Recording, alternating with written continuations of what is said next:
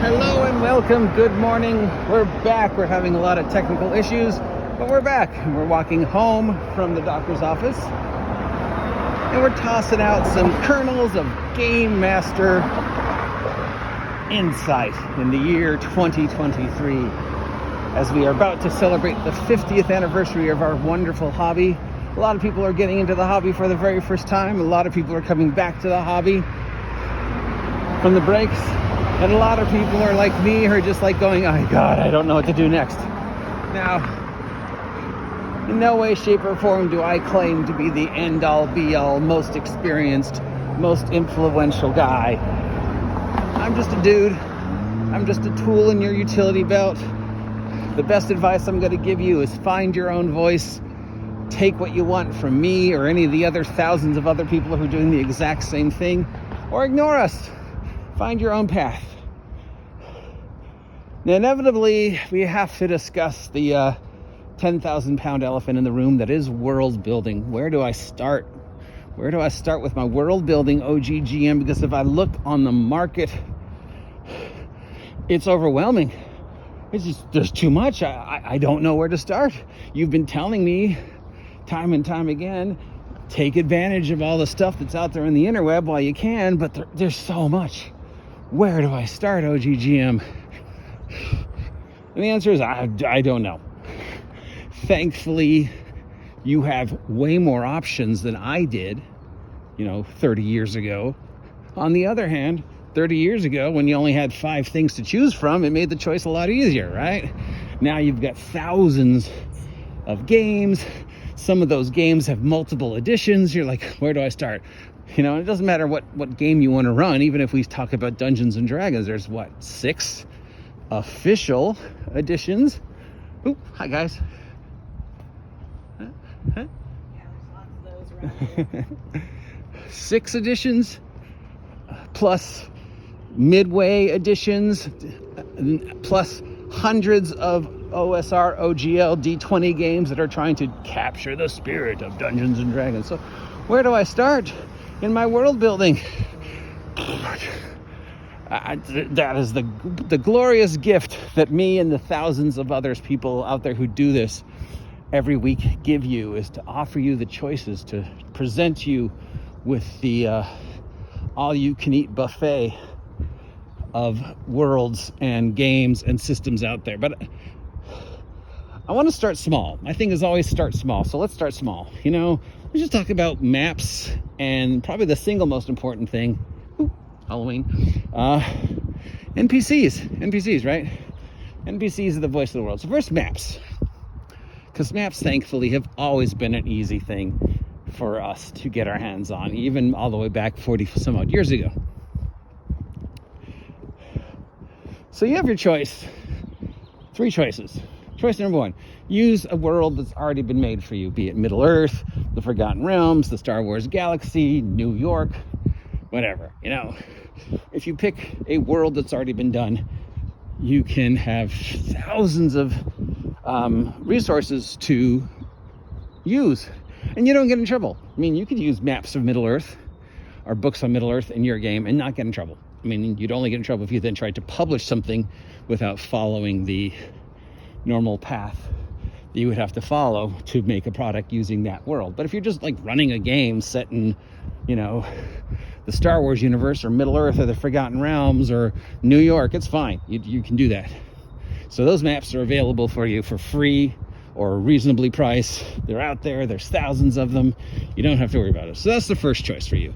That's the easiest. Just pick a world that's been done and start from there. The second easiest is just generic maps. Again, not only do you have access to every realistic map that's ever been made of every place in the planet through the interweb, you can go to your library and they have books and books and books of maps of the world. You have access. I don't know if you knew this, guys. Here's a game source that never gets enough play, but the Library of Congress is free, right? You can go to the Library of Congress's website and look at anything that's ever been copyrighted and placed in the Library of Congress. So you have access to literally millions of maps, both labeled and unlabeled. You can do a search Google search generic map, generic fantasy map, generic space map, and it'll generate hundreds of maps that other people have made. And you can find hundreds of maps that don't have any names on them. All right, so you can just go, I like that map. I'm going to name everything on that map, but I really like that map. I've got a favorite map that I found years ago, but it has nothing to do with the world I'm using. It's just, I like that map, so I found ways to shove the world I was using onto that map.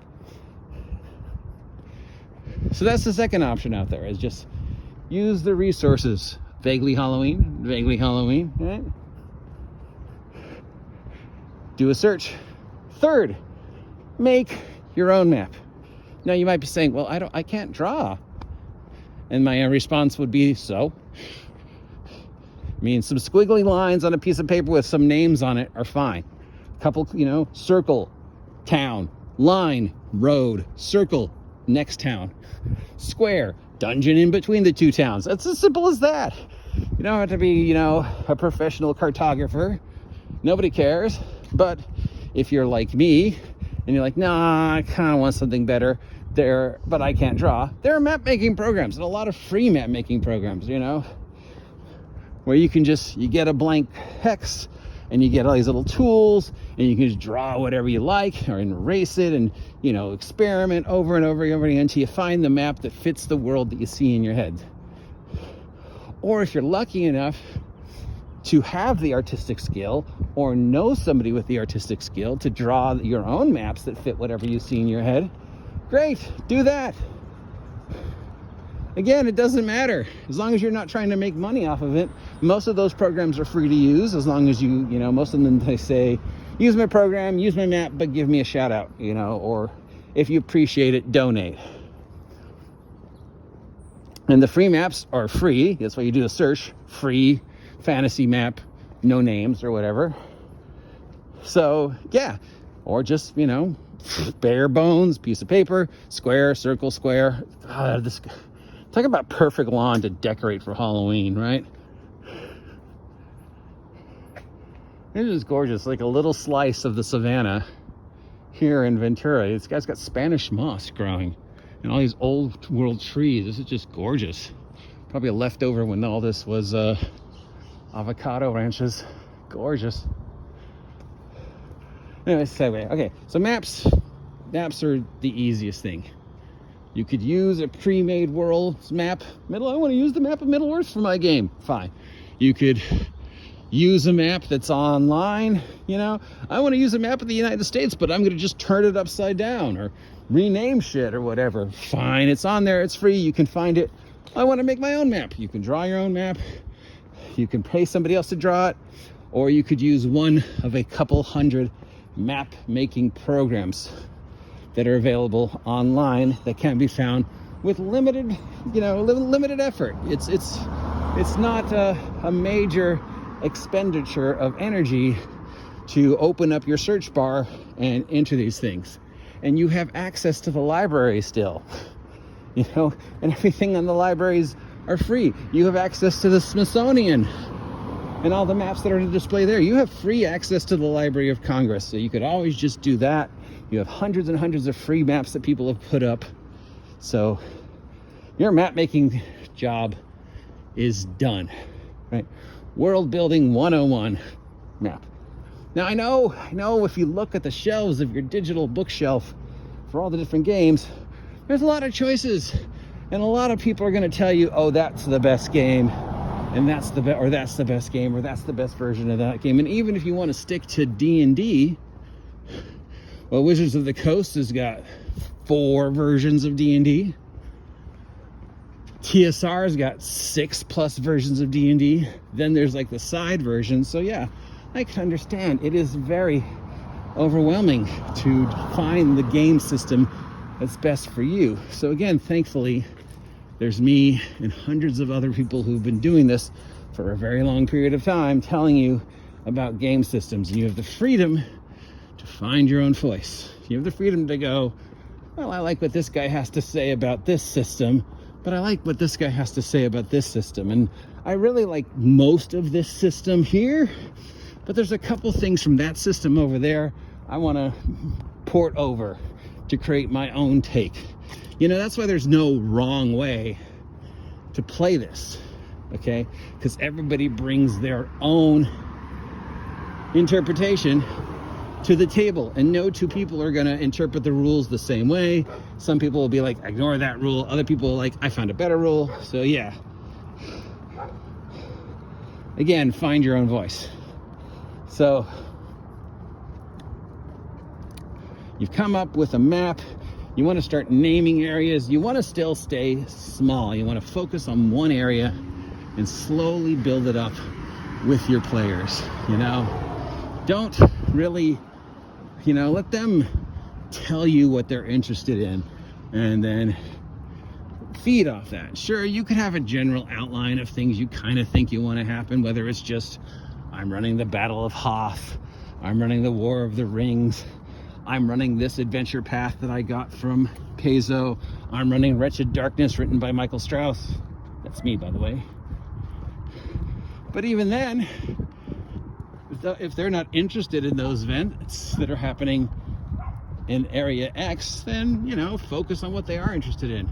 They're your eyes and ears. They're going to tell you which aspect of the story is the one they want to further explore, which is why I always say, start small. It's overwhelming. Don't overburden yourself. Sure, you've got a map, but only pick one area to start with. And in that area, just pick 1 or 2 towns or whatever to start with.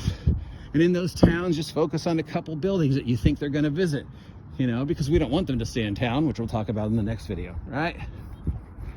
Okay, so in closing, to repeat, probably the first thing you want to think about, whether you're building your own world or running an established world, is the map and the overwhelming options that are out there.